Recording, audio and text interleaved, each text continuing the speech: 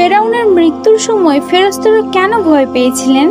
একদিন ফেরেশতা জিবরাইল আলাইহি ওয়াসাল্লাম বললেন, হে মুহাম্মদ সাল্লাল্লাহু আলাইহি ওয়াসাল্লাম, আপনি যদি আমাকে ওই সময় দেখতেন যখন আমি সমুদ্র থেকে কাদামাটি তুলে ফেরাউনের মুখে নিক্ষেপ করছিলাম, যাতে ফেরাউন আল্লাহর নিকট তওবা না করতে পারে। কারণ ফেরেশতা জিবরাইল আলাইহি ওয়াসাল্লাম আল্লাহর দয়া ও ক্ষমা সম্পর্কে ভালো জানতেন।